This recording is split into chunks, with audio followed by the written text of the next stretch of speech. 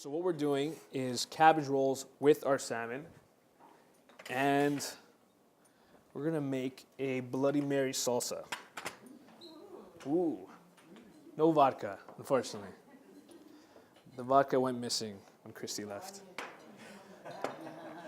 So, what we're doing, does anyone know what a Bloody Mary is? I don't know, maybe not. So, because you know what, actually in Canada, we call them Caesars. Yes. So there's a little bit of a difference. It is different. Does everyone know the main difference between? There you go.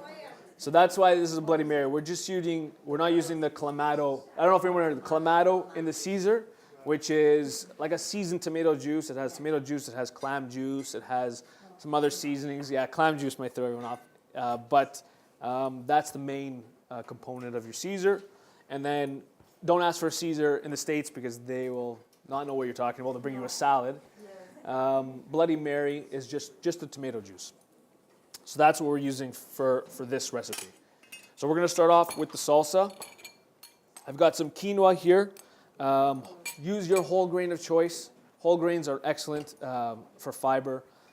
You can do quinoa, you can do millet, you can do kasha, you can do even brown rice. It's really good. And if you want to keep this strictly vegetarian, then you have a source of protein here as well. So we have our quinoa. We're going to add celery, which is usually the garnish stick that some people throw out in the Caesar, thinly sliced.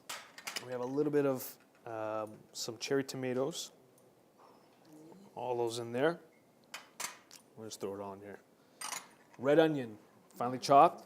It's not usually in your Caesar, but we'll put it in there. Gives a nice little zip. And to mimic kind of that pickly zip, I guess you would find. Pickly zip. Pickly zip. We have some capers. Capers they grow on vines, almost like the ivy that scales walls. Similar, and there's these little berries that grow off of them, and they usually brine them. They taste almost like an olive, let's say.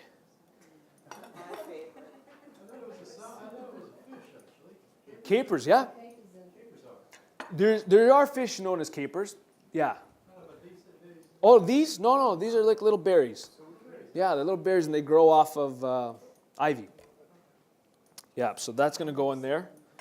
And we're going to season it with a little bit of, we call it the W sauce here, unless anyone wants to. There we go. I'm not saying it. The W sauce. You can add a little bit of Tabasco if you want, or you can leave it out altogether. We'll just add 1 dash or 2. You can put more. A little bit of salt, a little bit of black pepper. Obviously, I was reaching for the olive oil. A little bit of olive oil in there. And that's it. Just give it a nice little toss. And this has, this really nice flavor. It almost mimics a lot of the flavor from your Caesar, your Bloody Mary. And this is, incredible salad on its own. You can put this in like little lettuce wraps, or you can top it over a nice grilled piece of chicken, which would be fantastic. We are going to wrap that up. So we're going to set this aside. And what we're going to do is get our cabbage. So this is Savoy cabbage. You can use, I know most cabbage rolls are just used like with the white cabbage. Yes, yeah, good point. No, good point. Yes. So this is the Savoy cabbage here. I've seen a few techniques where they boil the whole head and it's easier to remove. Another way is you can actually just use a knife and find out where that next layer is. So I guess it's here. And just kind of cut that hard part of the stem and give it a little twist and pull from this way. And when you pull from this way, it doesn't break on you, it doesn't rip on you. And so take as many of the big leaves as you can off, blanch them, a little bit of boiling water, so about 60 seconds to 2 minutes, and then right into ice cold bath. Shock it, sets the color, It's a little more tender now. And then you want to remove that stem. That was a good observation. Yeah, so the stem is a little tough. You can eat it, but it makes it very difficult to roll. So you just give it a little cross cut there. And then to assemble, really, really simple. And these are nice. You can do these ahead of time. You can make them and freeze them. And then pop them in the oven when you want to eat them, which is really nice. So a little bit of that quinoa Bloody Mary salad on top. We're going to season our fish. Just a little salt, a little bit of olive oil. You can even put some, ground fennel on there if you want. Maybe a little bit of dill in there. And that's it.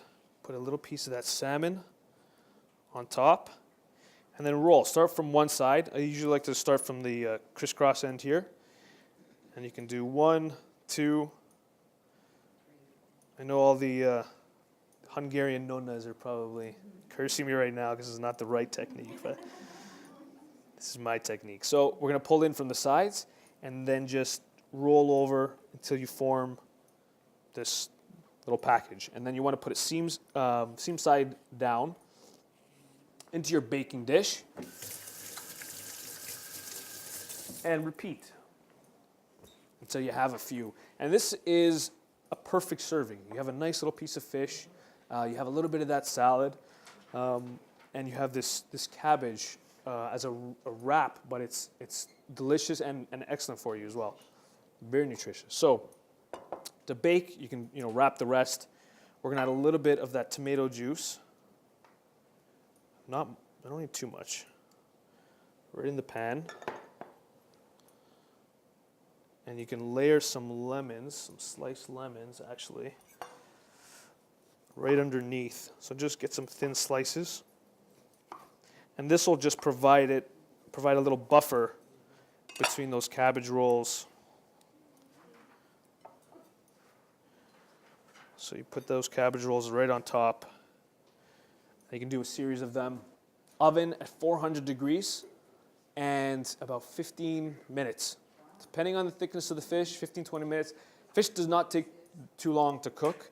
It is protected in this kind of cabbage package, so it keeps it nice and moist. It doesn't allow it to dry out, which is fantastic. And you can tell when fish is like well done, especially with salmon, you're going to start to see that white kind of foam. That's the fat coming out of it. That might be a little too much, but depends how you like your fish. So that's going to go in the oven. Actually, we'll put it right in. And then take it out. What you end up with, get a little bit of this kind of charring on the top. And you have these delicious little salmon packages in there.